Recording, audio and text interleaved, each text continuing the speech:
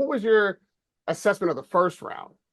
Yeah, I saw that jab that lifted Whitaker's head to start the fight too, but you could tell he was resigned to be a lot more composed this second time around, and he was more prepared. Maybe the first fight he thought he was going to get in there and be able to do his viral highlight reel stuff. That's the stuff that has gotten him a little bit of buzz, even in the United States. It's kind of like he's a UK version with a silver medal prospect version of Duran Ennis here in the United States. Like lots of special effects that jump off the screen that make people who aren't even hardcore observers of the sport go, "Who's that guy?" And so he did that. But I think, well, first of all, round one, I want to give credit to Andy Lee in this fight. This week, he brought on Andy Lee right away. The jab that Whittaker wound up giving up on in fight number one. Once he started getting touched in fight number one, he said, "All right, let me try to shoot some hooks to the body. Let me fight. Let me fight a little bit." And then the heat got turned up, and then the crazy fiasco over the top rope happened. To his credit, that's a lot of weight coming down on you as your back is being bent over the top rope. He never showed proof, like you said, so we don't know. But to the naked eye, it looks like that wasn't good for your back, having 180 pounds or so pressed down on you, and then your back takes that angle. Anyway, fight number two, he's getting touched, but he's sticking to the jab. And I think that's a credit to Andy Lee. And Andy Lee just had him doing that Kronk style of keep him on the end of the jab, keep the jab educated and busy. And then the minute, and I know I'm jumping ahead to round two, but then the minute Liam Cameron went past that line in the sand, past the jab, that's when he lowered the boom with the right hand and got Liam Cameron hurt. I just thought he was more composed. He's still a guy nearing 30 already at 27 who relies on his reflexes and twitches too much, kind of like Chris Eubank Jr., who we'll get into later in his fight this weekend with Conor Benn. But he was more composed getting touched. And the shame is we just don't know if he was front running or not because the stoppage was a little premature, I think. I think it was a premature stoppage, but it was clear he had made some adjustments and Andy Lee was making his mark on him in fight number one. We just don't know if Cameron was capable to get out of that moment. And then if he was, and the fight started to get into the thick of things, how much would Whittaker have held up? But early on, he looked more composed and his jab was more educated under Andy Lee. And he dropped in that counter right hand, Kronk style. That's how Emmanuel used to trade Lennox and Andy and Vladimir. Boom, boom, boom, boom, boom. And then the minute they cross that line, boom, you drop the hammer. So he did his thing. I just don't know. I'm still not convinced that he's the future light heavyweight champion. I don't know if this guy beats David Morrell, let alone Benavidez, Beterbiev, Bivol, and he's only 10 fights into it. But what do you say, Raheem? I'm not suggesting he was putting it on when he decided he couldn't continue in the first fight. Clearly, going over the top rope is a potential for injury. His back may have hurt. However, it switched from his back to his legs because they took him out in a wheelchair and had his legs elevated. Then to say that you have proof and not produce it, at the very best, he was creating a terrible narrative for himself and something that no one was going to be able to back him on because they're always looking for a reason why you're lying. And you're not able to produce anything that shows us that you're telling the truth, and your story keeps changing. As you know, boxing fans are always looking for a way to take the stick out of you, and Ben Whittaker put himself right in the line of fire. Not only that, but he should have been having those kind of problems with Liam Cameron in that fight. And he wasn't doing his flashy signature stuff. And the fight looked like it might be on the way to an upset. And then he takes that side door out and still expects the respect and still expects that everybody just assumes that what he's saying is true. And he doesn't even at the moment think he's going to rematch Cameron. You don't forget they had to goad him into the rematch at some point. I think initially he was like, nah, I don't need that fight again. You know, that happened. It's a draw. I'll live with it. Let me go on to bigger and better things. And critics, fight fans, and everybody that wanted to hold him accountable for that performance really left him no other option if he was going to keep his brand intact. That's why we even have a rematch. And so when that first punch landed, that jab in the first round from Cameron, I thought that was a great way for Cameron to set the tone and say, I'm here to fight, that what happened in the first fight wasn't a fluke. I'm going to keep walking you down. I'm going to be able to cut you off. You're going to have to work harder this time than you thought, just like you would have to work harder the first time than you thought. And I might be on my way to that very upset that you denied me the first time. And I was not overwhelmed by Whittaker's performance in the first round. I mean, yes, he won the first round. Don't get me wrong, but Cameron landed a few clean punches, some big shots in there. Also, didn't rock Whittaker. I wasn't expecting him to have some knockout power, Cameron, all of a sudden. However, that is kind of how the first fight went as well. He just started to put more of those big shots together, which is what I expected to happen down the line. So I wasn't thinking, oh, this guy is losing this fight or this is not going well. I'm thinking, oh, this guy is chopping down the tree, and maybe mid-round late fight he's getting to Whittaker, which is why Whittaker wanted only 10 rounds instead of 12. And that also being such a negotiating tactic that they had to pay Liam so much money just to bring it down 2 rounds is like, well, what are you afraid of? Are you worried about 6 more minutes? Like, why would you just be able to cruise to a 12-round victory like you could cruise to a 10-round victory? You're worried about something. And I thought it was maybe that he was going to get broke down later in the fight. And then we get to the second round, and yes, again, Whittaker is having success, but I'm not seeing any super hellacious shots landing back to back. I'm not seeing anything happening that can't be overcome. No, really, And before he I chucked still that right see hand that got the end started, he was just touching with his punches. He wasn't even really sitting exactly. down on shots. But yeah, And I saw some really decent, clean punching from Cameron. Like I said, something I thought that he might be able to put together more and more as the fight went on. And listen, I'm taking absolutely nothing from Whittaker. He is the winner. He did what he had to do. He is not the referee. When the referee stops the fight, it's over. But there are two things that made this thing not as satisfying a win as a journalist, analyst, or as a fan. The shot that he landed was very reminiscent of the Joseph Parker punch. It was kind of a top of the head shot. Liam was leaning in. And the truth is, that's actually an illegal punch. It's a punch that you take if it's available, which is not uncommon. And it also happens, in the exchange. I'm not saying it's an intentional foul. And again, I'm not taking anything from Whittaker, but this is the truth. That shot on the top of the head is actually an illegal blow. It's the same illegal blow that Parker stopped Bacoli with. And then when Cameron stumbles back into the ropes, he kind of sits down on the second rope. Well, if the referee wants to be especially cautious and even accurate, imagine that, a referee being accurate, that's a knockdown. yeah. If you Start want to counting. save the fighter or do the thing, you start counting it. And listen, Spencer Oliver on the night was calling the fight for the Talk Sport, and he rightly said that there is no standing 8 count in this fight. However, that's not a standing 8 count. That is actually a The ropes knockdown because holding him it up. was the ropes that were holding him up. And if he gets that 8 count, maybe this fight continues, or not 8 count. If he gets that knockdown called and gets counted and continues, maybe the fight changes.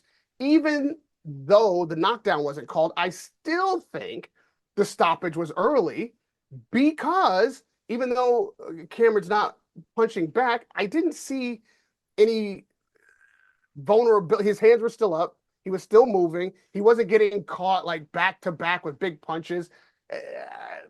I think the referee was just a bit too protective, if I'm generous, and maybe just overzealous. And again, it makes it unsatisfactory as a definitive win because there's too many what ifs. The referee didn't do Ben Whittaker any favors by jumping in early. I think that we were on our way to that end anyway, potentially, but I would have liked to see it cleaner, more definitive, and without any level of controversy. An illegal shot, what should have been a knockdown that was missed, and then right on the heels of that, a stoppage just from a barrage of punches, many of which weren't even landing.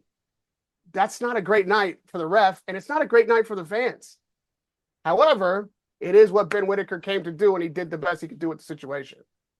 Yeah, and I still just I think the questions remain about Whitaker going forward. I don't think there's questions about his physical talent. The dude is gifted. He has a lot of gifts that other fighters do not possess, but he relies on them too much. And I mentioned Jaron Ennis with him earlier because that's at a higher degree, a higher level we're talking about right now than what Ben Whitaker's doing. We have the same questions about Jaron Ennis. Like, do those special effects hold up to the next level? Well, we're seeing at a level against the Stan Jonas or someone like that. They're holding up at a much higher level where cracks in the armor have already began for Ben Whitaker, and they're the same age too. But I want to take it to the out more so him Can I jump in crying. there, Sean, Yeah, shortly before you move on? yeah, yeah, Because that's a great example of two fighters in the same situation, essentially. Jerron having been criticized the last couple of times out, people starting to put some smudge on that shine, starting to say that they don't maybe expect what they once did expect from him, and then him needing to come out and make a statement.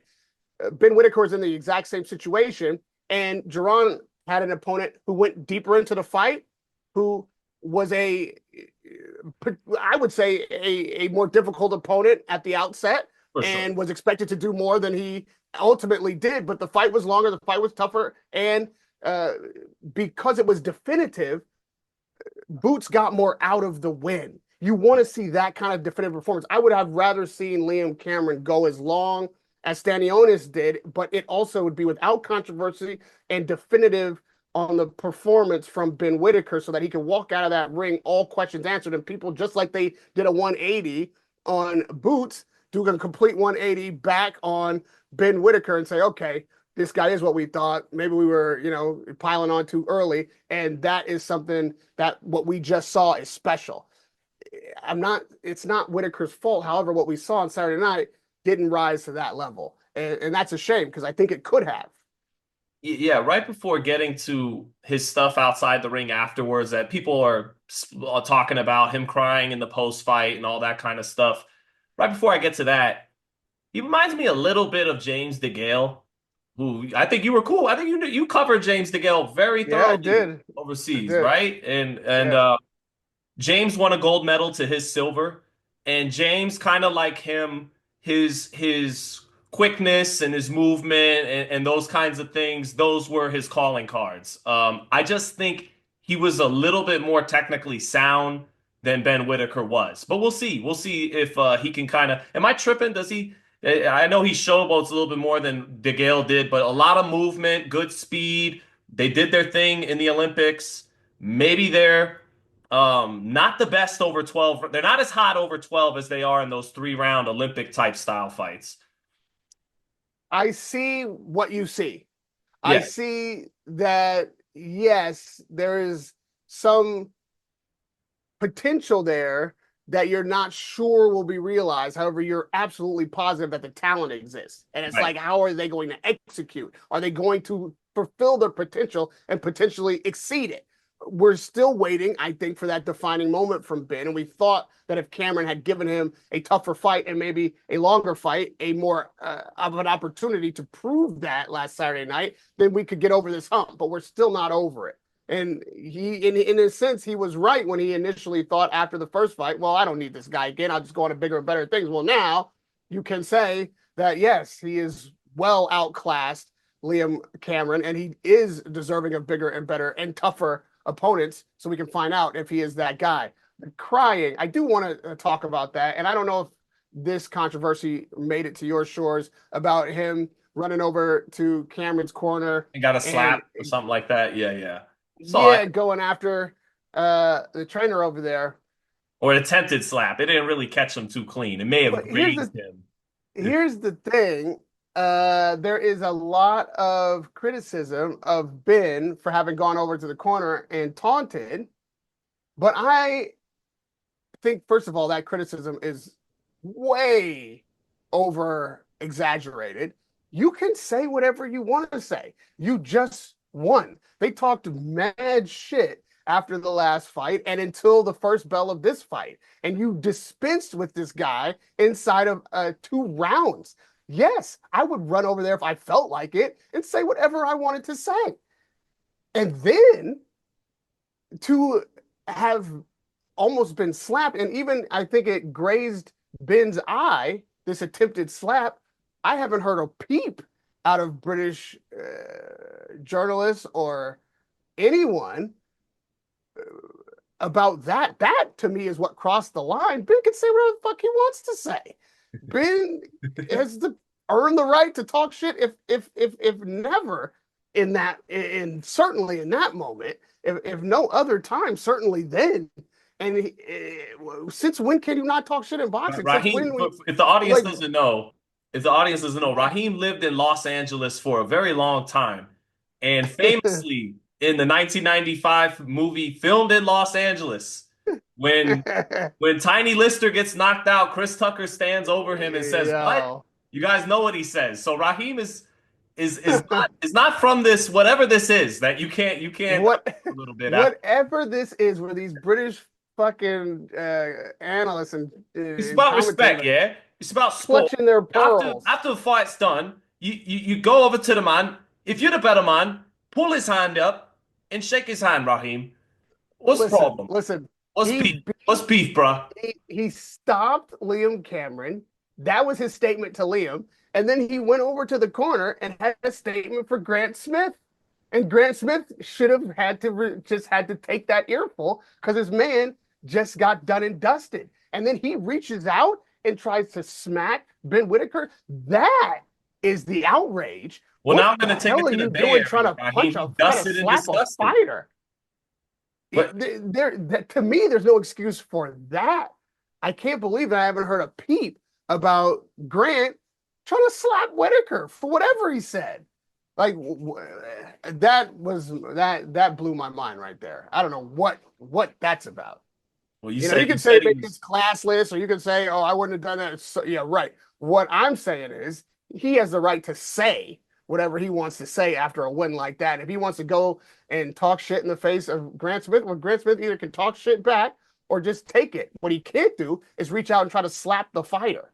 And then on top of that, no one is mentioning that as completely over the line and outrageous. But whatever Ben said, or just the idea that he had the audacity to go say something to the corner man, that is what has you up in arms. Madness. yeah. It was all over now. Take it like a man. To quote Tupac, and then you said he was Yeah. dusted. Well, he was now dusted and disgusted, right? I had to take it back to the Bay Area for you because you are from the Bay. But I wanted to get deep about his post-fight crying and everything. And here's what I make of it. Yesterday was Easter, so I'll go from the Bible in this one, right? We battle not against flesh and blood, but spirit and principalities. And this may to a lot of the fan base in sports, not just boxing, that's been conditioned to love these guys, admire these guys, sometimes worship these guys, sometimes vicariously live through these guys, these athletes, these fighters, right? This may come off as harsh, but it's not. I'm just trying to get to the truth of the matter here. When you are an athlete or a fighter like Ben Whitaker, who has the kind of natural gifts bestowed upon them from a very early age, those gifts stick out to people. And you start to get a lot of people attaching themselves to you, catering themselves to you, and building that ego that Chris Eubank Sr. said, in order to do what these guys do, you have to be a little delusional, right? You have to always kind of twist the narratives in your life towards you being the main character in this story and always being the protagonist. I think that's part of how these elite athletes are wired. It's always them against the world. That's what brings out the best of them. Doesn't always make it reality. Doesn't always make it true to the big picture, to reality, right? But it's their truth. It's what they do to psych themselves up, get them to that place. And so I say all that to say, I believe my gut tells me that's who Ben Whitaker is. He's one of these athletes who was so talented at a young age that he was enabled in a sense and fed that ego until it's big, and that big ego can perform under the bright lights. A lot of guys need that. And I think I think he's got to understand, bro, you could do whatever you want, but you can't cry about the social media stuff. Social media is what made you. Yes, you won the silver medal. But if you were getting workman-like professional knockouts in your first couple of fights, you would not be you may not be headlining. You might still be fighting on undercards in a rematch and in the first fight. Well, you did the first fight with Liam Cameron was one on undercard, but second fight, a big reason you're getting that notoriety. You got to live by the sword and die by the sword on this one, Ben Whittaker. That same social media clout that propels you ahead of more decorated fighters who don't have your flash that went viral is the same social media that's going to tear you down a little bit. And I know just from what we do, a little taste, we're all human, a little taste of that, it sucks. It will get you down. It could make you cry. So I'm not saying the man can't cry. I'm not saying the man can't be vulnerable. But the truth of the matter is, it's a little narcissistic, and a lot of these guys are narcissistic. That's part and parcel for a lot of them of what makes them them and allows them to be them. But it's a little narcissistic when you blow your name up past some of your contemporaries who may be more decorated off the expense and the belittlement of the guy you're fighting. You're showing ass against these guys, and that's building you up. So now when it doesn't go your way, you want to cry and you want to do it. Well, I'm not saying you can't do that, but this is part of why a lot of those people you think should be sympathetic to you feeling that way won't be. It is Let me what it tell is. you what else is in those tears. The abandonment of his so-called friends when they thought Okay, let me add to that that real quick. Let me add to that real quick. But stay on that note because he talked about after. Okay, that I love that you bring that up because he brought up after the fight. I had to shorten down. I had to downsize all the people around me. I had too many people around me. Da, da, da. Him and fighters like him speak as if that was some external force thrusted upon them. No, you had all those people around you because of you, because of that big ego you got, because of that narcissism I'm talking about. So good on you that you figured out that wasn't exactly conducive to your success this time around. But don't cry to me about like I didn't put them in your camp. The public you're trying to cry to, they didn't put them in your camp. You did, brother, because of your own ego and all that. So good job that you figured that out. But yeah, he done it because he believed in the image that he was portraying. I do think Ben Whittaker is a genuine guy. He's also a young guy who's Mhm. had success as a very young man and is growing up like all professional athletes And human beings do do, in right? front of the world. Right. And what we're seeing is a microcosm of what can happen to you in college, what can happen to you in your own private life when you carry with you the friends from childhood who see you as a potential ride, who see you as the way you see yourself, and you continue to inflate your self image and your ego along with it because you're being praised by all these people who you need praise from because you're absolutely delusional if you're a fighter in the first place. And if you're a fighter having success, you have some talent to back up that delusion. And the combination of the two can make you as sometimes razor thin as a water balloon full of yourself. But the problem comes when people start poking holes in the water balloon. People start seeing sprouts and cracks, and sometimes the whole thing bursts at once. But when it doesn't all burst at once, it's a lot more painful to watch it shimmy down because the friends that come up with you and now think, well, maybe you're not the ride. Maybe they start taking the stick out of you. Maybe they start abandoning you. Yeah, everybody says, oh, I shrunk my team. The truth is, a lot of times your team shrunk itself because people Mm. started to jump off the ride. Right, right. Because You people took that who L you or something happened and they're like, I better go find another line of work. people who you needed to tell you the things that you used to say about yourself, you needed them to tell you that back, weren't so sure anymore. Mm. And those tears are because of what he lost in the win. He proved to himself that he is who he believed himself to be, but then he also had to look right in that moment and see who wasn't sitting there anymore because they never really did believe. And the first time that they saw any crack in the armor or he needed them more than they needed him, they were gone. That's what he was crying about. He's crying because there's a loss in the victory. Some people lose that rematch that they should have won just to get those friends back. It Yeah, sounds yeah, crazy, yeah. but there's survivor guilt. There is the desire to just still have the people around you that you trust, and then you see that they're hating on your success. And maybe if you lose, then you can stay in the neighborhood and you can keep those friends, and they'll love you again, and maybe they'll come back and be the people that you needed them to be when you lost the first time. It's a sickness, but it's true, and it's part of growing up. And he was a man on the night, and he Mhm, did the mhm. business that he had to do. But the burn, the rub, and victory was realizing what he lost, and that will never come back, which is the full faith and trust and his friends and the circle and the critics and the analysts and even the fans that he thought they were all on the same page that he was on. And the minute that there was a little bit of smudging in the writing on that page, they started throwing the book away.